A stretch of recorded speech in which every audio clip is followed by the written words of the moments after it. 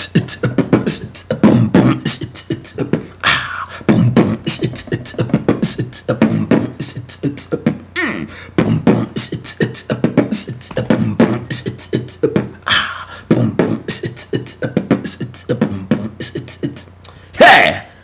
what's up, people? Right now, right this minute, I want you to join me, okay? I want you to become intrigued as I case read the 411 baffling unsolved cases of hundreds of random people who, well, from clusters all over the globe, who mysteriously vanish without a trace and are either never found ever again, or they are found miles and miles away from their last known location, deceased under weird circumstances. Today, my people, my YouTubers, my subscribers, I am going to somewhat get away from the book, and I am going to travel. I'm going to travel all the way to, you guessed it, Australia, where there are cases of people who vanish in national parks. And I have 3 small stories. There's not much to say about the stories because they were never found, none of them. But these are some cases that David Paulides has actually stumbled onto. Well, one of them he stumbled onto. Another one, I guess he must have heard about it while he was over there doing a seminar that my number one commenter and buddy Kim Star 66 told me about a while ago. She told me that she went to one of them, but she couldn't remember some parts of it. Like there was this little short old man with long hair wearing a black outfit. He was an Australian, of course. He was speaking. I think he was like a spokesperson, or he was announcing David Paulides, to the stage or whatever the case may be. But anyway, I have 3 very creepy stories. One is of a 10-year-old boy. His name is Damian McKenzie. Now he went missing on 09/04/74. 1 year before I was born. Okay, now he was traveling about 5 days with an Australian league campers. That's what they call them, Australian league campers. Now this was at a place called Stevenson Falls. Now the parents were completely baffled as to how is it that their son could not be found in a place like that. Now Aboriginal trackers were brought in to find their son, and they said, and I quote, black trackers were brought in and a spooky thing happened. They traced his footsteps up the right side of the falls, and after so many imprints of his footsteps, it suddenly stopped in midstream. It was as if something picked him up off the ground. Now, the way I see it, he was either picked up off the ground or something randomly opened up a doorway right in front of him as he was walking up that portion of the falls on the side, and he walks right into it. Now, like I said before, energy cannot be seen by the naked eye unless it is being affected by heat or or like maybe the elements, where you see like a wavy, like just like when you light a fire and you see this little wave, this wavy energy that comes up out of the flames. Like say if you, let's just say, like in a movie, you watching the flames, they're licking the person in the face, you in front of a campfire, and everything gets distorted and ripply. Same thing with energy. You can see it with certain devices like FLIR cameras, infrared cameras, which is pretty much the same thing. But night vision goggles or whatever the case may be. It's like, but anyway, the bottom line is he just vanished. Okay, but you can see his footsteps as he's walking up the side of those falls, and his foot just stopped, or as if he was being picked up off the ground. So the way I see it, he walks right into this energy vortex, and he was never seen again. Okay. Very weird circumstances. He was never found again. Like I said, this happened back in 1974, 1 year before I was born. I was born in 75. Okay. And like I said, to me, like I said, he either was picked up by aliens or he walked into a void without even knowing that's what he did.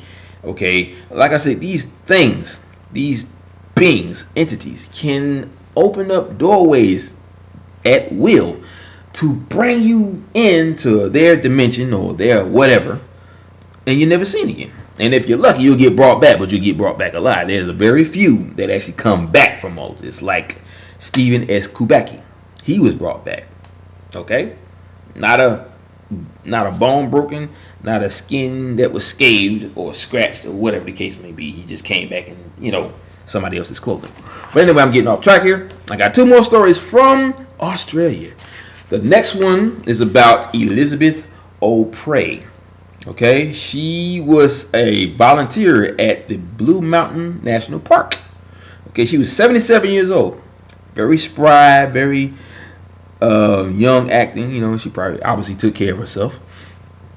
She went missing on 03/7/16. That's last year. Okay, so this is a very recent case.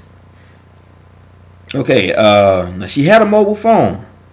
All right, and she had mobile contact with officials, meaning 911. Now, the officials actually could hear her screaming down the valley that she was in. Okay, so what I'm trying to figure out is, she had her phone on her. Did she drop the phone and was being carried away abruptly by something, and she was screaming, saying help me, or just screaming alone? When she's screaming down the valley, was she screaming off in the distance? I don't know, but they just said that they could hear her screaming in the valley that she was in, or the valley below. Okay, now when they went to look for her, because they was able to triangulate where the call was coming from, I guess, but they couldn't locate her though. That's the crazy part. You could track where the phone call was coming from, but you couldn't locate her. And it says here they couldn't locate her. Canines could not locate her scent at all. FLIR couldn't locate her. Well, no, they couldn't locate where the call was coming from. That's what it was. They couldn't locate where the call was coming from because they had cell towers in that area where she was. Not so much in that national park, but around the vicinity of the area. But the canines, the cadaver dogs, could not locate her scent whatsoever. FLIR could not locate her at all. Bad weather came in, a lot of rain. There was a massive search for her. Now she hiked that area regularly, almost probably every other week, every weekend, or every day. Who knows? Well, probably whenever she was off. But she was never found. Never found. And this is, like I said, this was last year. Okay, in March. So crazy stuff. Now, last and also the least, this one is about another elderly woman.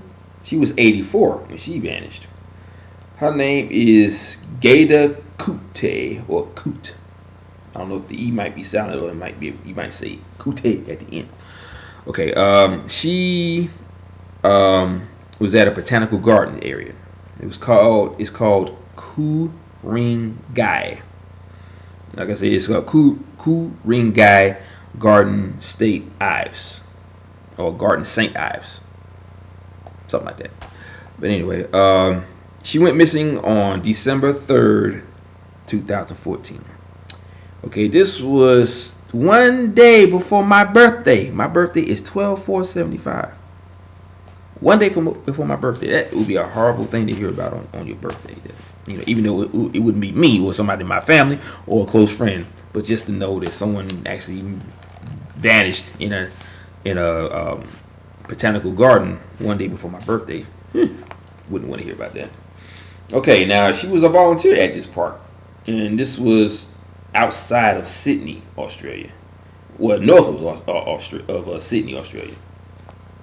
Now, like, once again, as always, the canines could not find her scent at all.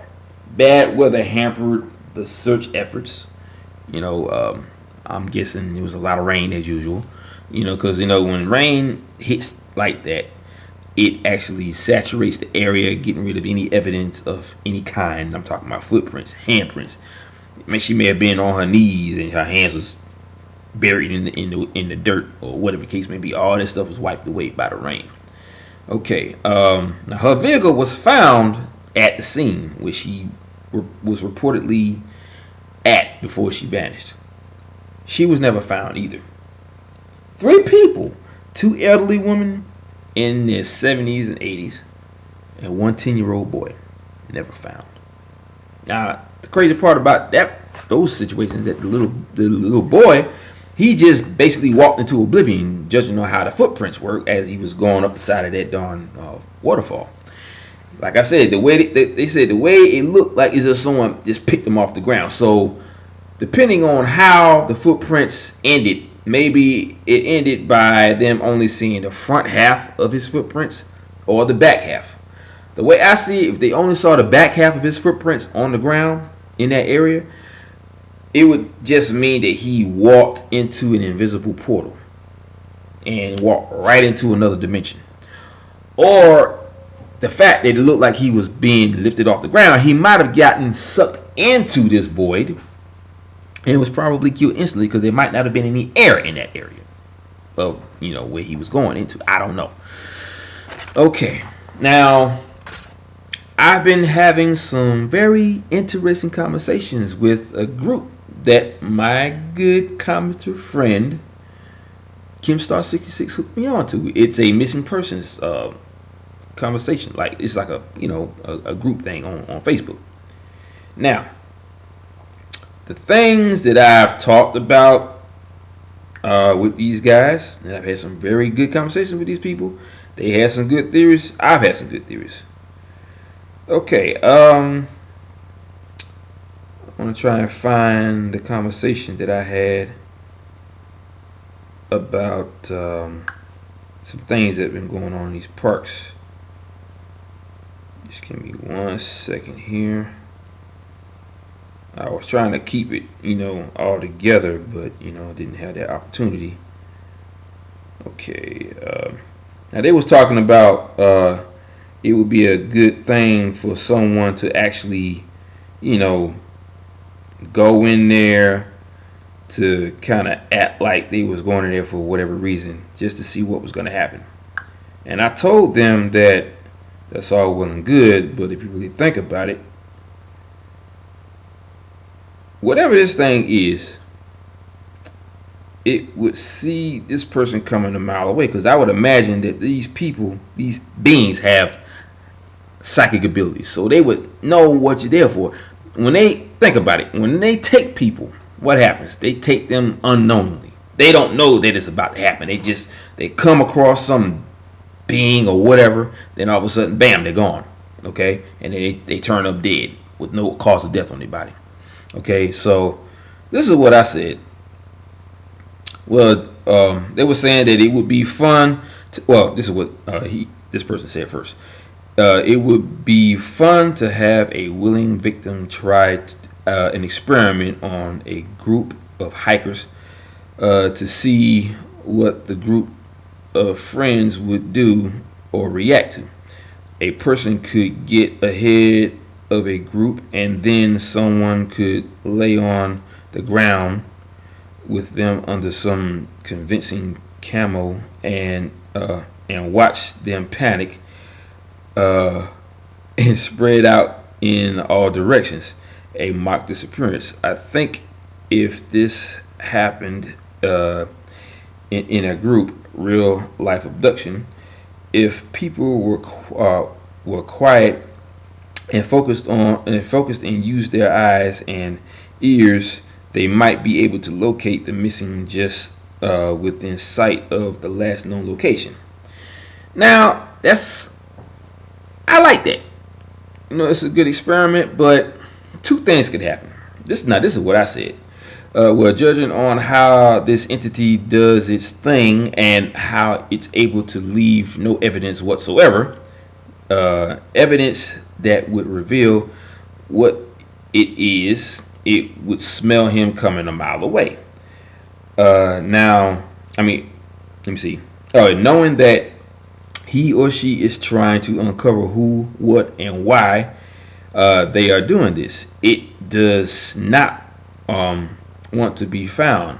It does not want to be found out about, and would do whatever it takes, to make sure that they never get found out about. For instance, the Stacey Harris case. Okay, when she disappeared, whatever took her made sure they took her camera so they wouldn't find any evidence, because she might have taken a picture of what she saw before she was taken. Okay, but the only thing they found was the lens cap to her camera. So they were smart enough to take that, and just like any other person that turns up missing, they take their supplies and leave certain things behind, or they take the one thing that they know would identify them. Okay, so like I said, it's a good thing to probably do, but the way I see it, it would never even try to do anything, because it would already know that you're trying to figure out who or what this thing is. And their job is to make sure that they never found out about it, even though we have a good idea, but we don't have empirical truth of the matter, or any empirical truth of who this or what this thing is. So that's my opinion. It would never actually do anything. It would just let you move on out of the park. You would never get any kind of experience out there, because you got some people that can go into a park and come back for years, and all of a sudden, bam, you're gone. And we're talking about very intelligent people. Very intelligent people. We're talking about astrophysicists or doctors, physicians, people with high level education. These are the main ones that be taken. And then you move on to other people like the college kids, young children who have disabilities, like they can't, well, not talking isn't a disability, or sometimes they may have an eye problem, or they may have a hearing problem, and see, that is something that they look for. If you have an eye problem, that means you can't really see very well. If you have a hearing problem, that means you're not going to hear them coming from behind you to where they snatch you up and pull you into this void or another portal that leads to their dimension, because they can obviously get in and out of their dimension and come into ours, But still, like I said, good idea, but to me, I don't think that would work, because like I said, they would see that person coming a mile away. They would know for a fact that they're trying to figure out who they are or what they are. Now, I was listening to a Coast to Coast AM broadcast the other night. Last night, as a matter of fact. There was a guy named John D. Sousa. John D. Sousa. And he was saying that when people find out the truth, they will be taken. And he also was talking about these alien beings are not just from other planets. They're from another type of reality. A reality that we could never even fathom. It's like the astral plane, but it's more of another dimension that's like the astral plane, but not. And they operate on a level of intelligence and mental capacity that goes way beyond our comprehension. I mean, we're talking about they appear and reappear. Well, okay, they said like he was saying how the UFOs that they have, the ones that we see, the discs and all that stuff, they don't have anybody in them. They operate on a level of mental ability where they can travel through energy, though they are energy. Like they can dematerialize and materialize at will from one end of the cosmos to another. It's a whole new level of like transportation that they do. And they operate on a level that we just will never try to figure out. Now, if we were to evolve into these type of beings, that's one thing, but that wouldn't happen until like the very, very, very, very, very, very distant future. We're talking about at the age of technology where none of what we got now can match up to what is in the future. Okay, but there's so many levels of theories when it comes to what's going on here. It could be aliens. It could be the Kakamura, which are these little people. They're close to trolls, or what did I call them? Like trolls or something. Let me see. What did I say about them?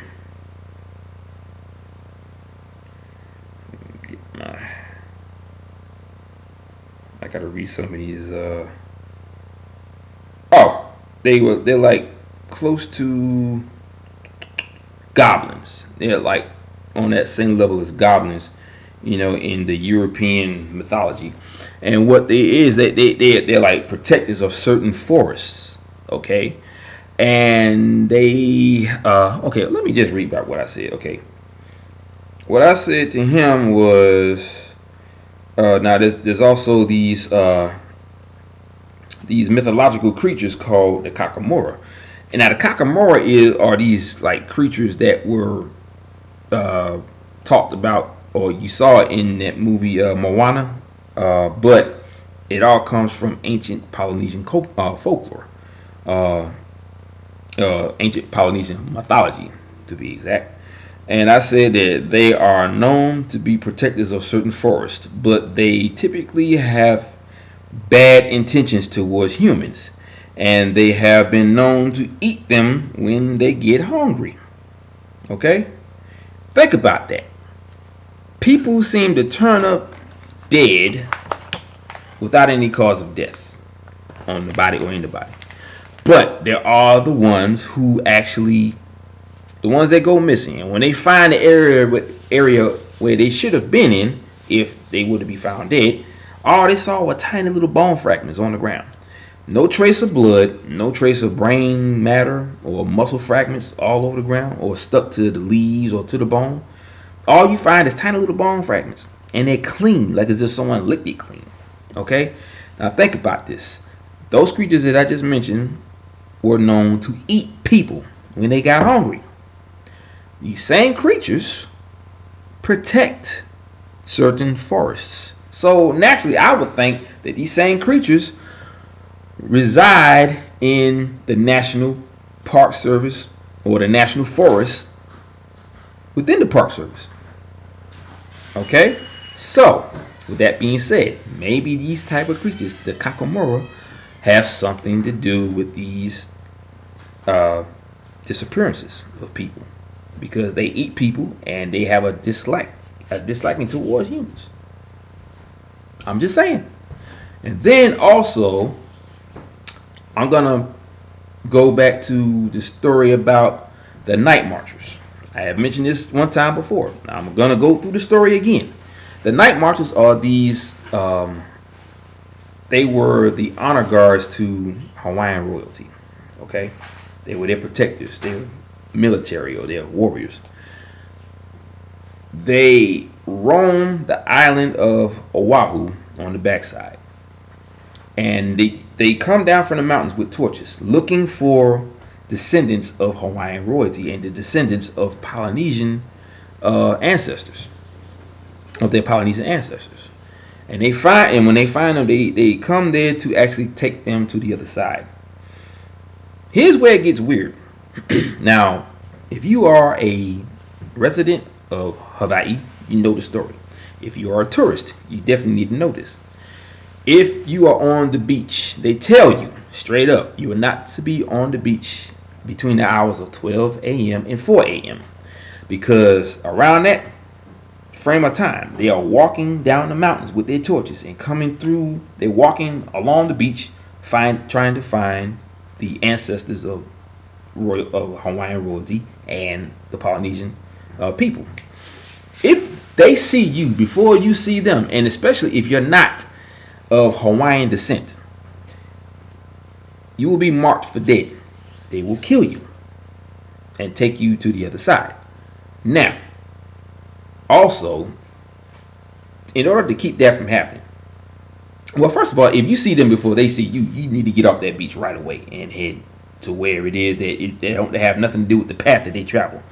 Now, if they see you before you see them, and if you happen to see them, you are supposed to strip down to your naked body, or at least down to your underwear, and bury your head in the sand. Think about that, what I just said. Every single college or every single person that has been ever found dead near a body of water always found face down, and it happened more often than not.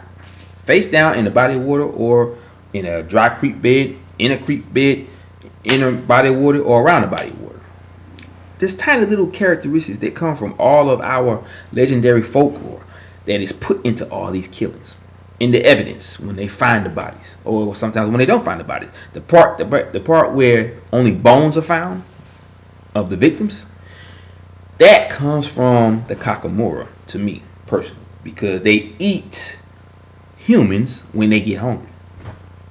Now, I would imagine if they eat the humans, they don't want nobody to know who they are or where they came from, so they're gonna make sure they devour the body, but only leave behind a tiny little fragment, just so you know that they did what they did, but you'll never find out who or what did it. It's not a human, I can tell you that, like I say in all my videos. But anyway, that's my time on these stories. I got more coming. I got to read up on some more stuff, and I'm going to get back to the books. Camp Star 66, I'm glad that you enjoyed your trip on that cruise, and happy birthday to your husband. I'm glad you had a good time too. So, like I said, this is my off day. I got more coming. I'll probably make another video later on during the day. I got some stuff I got to take care of, business, recreation, whatever. Okay, so always imparting. Aloha, mahalo, and hui ho. Peace out, guys. Be safe, be blessed, and have a good night. Sleep tight. Don't let them bed bugs bite. Peace.